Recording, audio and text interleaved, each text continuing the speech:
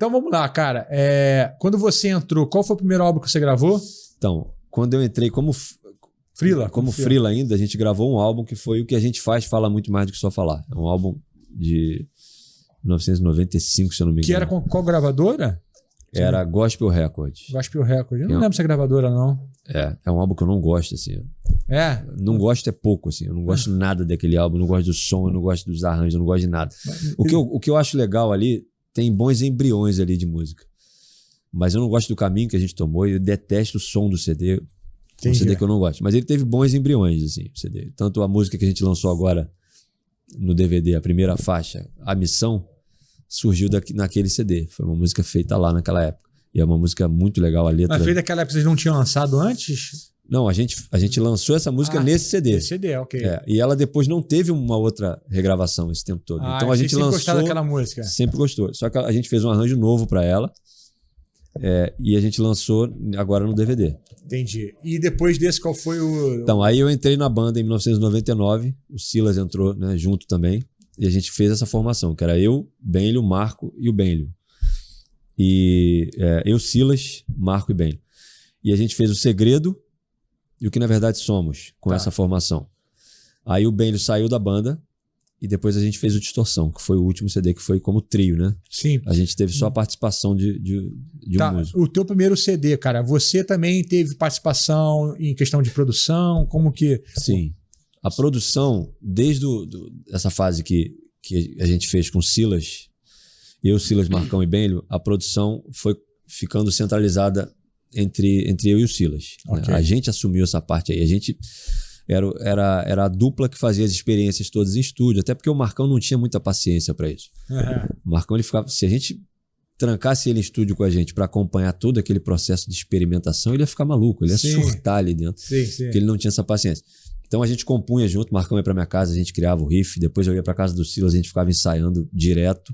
Mas a parte de laboratório de estúdio, que era uma parte intensa do nosso trabalho, era eu e Silas. Era a gente fechado ali fazendo tudo, entendeu? O principal letrista era o Marcão. O Marcão fazia todas as letras. No máximo, assim, o Silas dava uma revisada, acrescentava alguma coisa, dava uma sugestão. Entendi. Mas as letras eram todas do Marcão, e o Marcão, ele tinha um trabalho de bússola também. Porque eu e o Silas, nós temos formações musicais assim mais amplas. Eu sempre ouvi muita coisa, então eu sou influenciado por muita coisa que não tem nada a ver com rock. Então, quando a música estava começando a desvirtuar para um lado, assim, que saía muito da cara do rock, assim, o alarme do Marcão tocava. Ele falou, isso aí tá estranho. Então ele era meio que uma bússola pra gente nesse sentido. Então a banda tinha um complemento legal, assim, dos talentos individuais. E porque vocês também foram meio que contemporâneos ali à Oficina G3, né, cara? Sim, Oficina G3, Resgate. Cates Barneia também. Eram as bandas que estavam em evidência. Assim, e vocês se cruzavam na estrada, porque era mesmo lixo, né? Principalmente com a Oficina G3, a gente fez muitos eventos juntos com os caras, assim. De vez em quando encontrava com Resgate também. Cates Barneia é bem mais raro, mas já aconteceu também. Entendi. O Cates Barneia era mais quando a gente estava naquela gravadora na Gospel lá, que era junto com eles, aí a gente tocava em evento comum. Mas o G3 foi a banda que a gente mais encontrou na estrada, assim, teve mais contato. Que é o G3 é de São Paulo, né? São Paulo. Então vamos lá. Então você contribuía para a produção, basicamente você e o Silas. E, cara, fala um pouco desse processo aí de produção, como que era.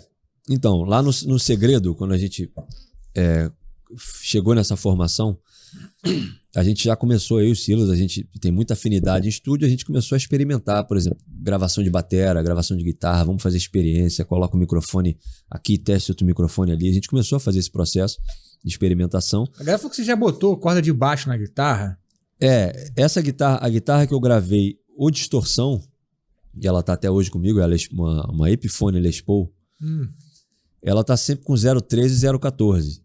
Porque ela tá sempre afinada muito abaixo para fazer os riffs. Eu tenho que usar um calibre... Muito abaixo o quê? 1,5? 2 ou 3. Que isso, tá? Fica super frouxa a corda, né? Então eu tenho que usar um calibre muito grosso para isso não acontecer. Então, entendi. No fruto, normalmente eu toco com ela 2 tons abaixo.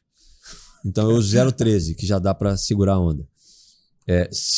Para algumas coisas eu coloco mais pesado ainda, 0,14, afino ela em si bemol ou lá. Entendi. Mas aí é para coisas mais específicas. Aí tem que usar... Eu já usei lá de baixo Porque como eu ia afinar ele em Lá, a tensão mais próxima que tinha era uma própria Lá de baixo. Então não tinha nada mais. E tá assim até hoje essa guitarra? Hoje ela tá com 013 mesmo, que é um encordoamento completo 013. Sim. Numa época, como não era fácil achar um encordoamento 013, não era qualquer loja que se achava. Sim.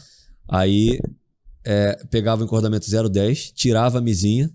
Entendi. Passava a Si pro lugar da Mi, a Sol pro lugar da Si, e o que faltava em cima eu colocava uma head baixa. Isso foi a ideia de um luthier lá de Niterói, chamado Marcos Elroy. Eu nem sei se ele tá nativo ainda, esse cara. Essa ideia foi dele. E eu fiquei usando isso por um tempo, cara. Eu comprava o 010, descartava a mizinha, porque a Si era 013. A Si do encordamento 010 é 013. Então ficava o encordamento 013 com uma head baixa em cima. Então funcionava bem. Tinha que adaptar ali o nut ali, né? Pra entrar. Não, pior que cabia, cara. Assim. Coube lá. Pra eu colocar a Lá de baixo, né, quando eu coloquei o 014 com a Lá de baixo, aí o luthier teve que fazer uma adaptação lá que não cabia. Assim. E, cara, vocês gravaram essas afinações 2 tons e meio ou 3 tons abaixo, já em qual álbum? Não, o Fruto eu nunca gravei com 2 tons, 3 tons abaixo. Eu usei essa afinação para gravar outras coisas. O Fruto máximo foram 2 tons abaixo. No CD de distorção. Entendi. Então era ou 1 tom abaixo ou 2 tons abaixo que eu usava ali. Aí era sempre com 013. E aí, falando da questão lá das experimentações, a gente começou um processo lá no Segredo de experimentar diversas microfonações. E aí eu mixava o trabalho junto com o Silas, né? O Silas estava sempre junto comigo, assim, a gente era a dupla realmente para fazer os trabalhos. E a gente foi chegando a conclusões. Se você pegar assim, o Segredo, que na verdade somos o Distorção, você vê uma evolução em termos sonoros, assim, de timbre dos instrumentos, de conceito, de estética sonora, de foco musical.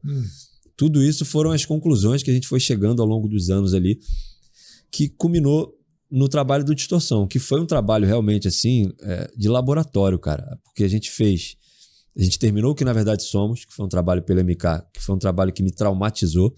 Por quê, porque a gente entrou na gravadora, na MK, a gente fechou com a MK e tinha que entregar o disco rápido. Então, assim, cara, foi um final de produção ali, num nível, assim, cara, de correria, que a gente acordava às 5 da manhã e ia dormir 1 da manhã. Entendi. E eu tava fazendo a mix, eu e o Silas em estúdio o tempo inteiro, fazendo mix, gravando tudo. Eu escrevi arranjo para cordas, tinha que arregimentar os caras foram pro estúdio, todo esse trabalho, aquela correria, uma pressão louca e o prazo curto, assim, a gente entrou na gravadora, tinha que entregar correndo muito e aquilo ali me deixou meio traumatizado, foi uma correria muito insana. Então pro Distorção, quando a gente terminou, a gente combinou, cara, vamos fazer um CD com calma agora. Vocês ficaram quanto tempo gravando Distorção? 13 meses. 13? 13 meses. Nossa! A gente foi na gravadora e a gente entregou o que na verdade somos e a gente perguntou quanto tempo a gente tem até lançar o próximo trabalho. Aí ela falou, daqui vocês têm que entregar daqui... Não era MK ainda? MK. Entendi. Você tem que entregar daqui a 15 meses. A gente tirou um tempo de folga para descansar desse CD e já começou a fazer o Distorção. Porque também você tinha a vantagem de não depender do estúdio da MK, né? Não. Você podia... Essa foi uma grande vantagem, porque o pessoal os fãs estavam muito preocupados. O Fruto vai perder a identidade. Mas por causa da MK? Por causa da MK. Porque a MK, ela tem uma característica realmente de controlar ali, de ter a mão em cima de todos os trabalhos. A MK tem essa característica, é a forma deles trabalharem. Mas o Fruto, eles não suportavam o estilo do Fruto. Entendi. Eles não aguentavam aquilo, ninguém aguentava ouvir o Fruto lá dentro. Então, grava onde quiser, faz o que quiser, entrega o trabalho pronto. Tinha, então, a gente tinha liberdade para fazer o trabalho. Mas então, contrataram por uma questão estratégica mesmo, para ter uma banda de pesada assim, ali dentro. O que rolou pra gente ir pra MK, o ponto assim de convergência ali pra gente ir pra MK foi um show que a gente fez em Vitória, onde tinha uma representante da MK, tinha artistas da MK lá tocando. O Fruto fez um show e uma mulher que era representante da MK que estava lá nesse show, ela ficou tão impressionada com o show que ela chamou a gente para jantar depois do show e falou, vocês têm que ir pra MK. Aí a gente falou, será que isso vai rolar mesmo? A gente conversou com ela e ela já marcou uma reunião lá na MK, a gente foi e assinou o contrato. Foi bem rápido, assim. Tem jeito. Vocês a gente fez 2 trabalhos. Ainda estão ou não? Não. A gente fez 2 trabalhos. Depois do Distorção, a gente saiu da MK. Ok. Foi que ano que o Distorção? O Distorção foi lançado em 2005. A gente passou 2004 produzindo ele. Ele foi lançado em 2005. E é um álbum, então esse tu gosta? Não, eu gosto dos 3, cara. Dos 3 você já... Eu gosto desses 3 álbuns, Eu não gosto desse álbum lá da época do Filho, eu não gosto mesmo, cara. Assim. Tem problema então, com aquele álbum. Mesmo na correria, então, você curte o álbum? Eu curto. Tem sempre uma coisa que você quer melhorar. Até o Distorção que eu olho pra trás e falo, pô, tecnicamente isso aqui podia ser diferente, mas eu não tenho vontade de mexer em nenhum desses CDs, assim. Eles foram feitos numa época, eu gosto do que eu ouço lá. Eu vejo a evolução que houve ali nos 3 CDs. Eu vejo o investimento assim, que a gente fez de tempo, a parte criativa. Tem muita coisa que eu gosto nesses 3 álbuns. E o Distorção foi realmente o álbum assim, que acabou marcando não só a banda pela questão técnica, assim, de sonoridade e tudo mais, mas foi um marco para mim também com o meu trabalho de mix. Por causa do Distorção, eu comecei a fazer muito trabalho, cara, na época, assim.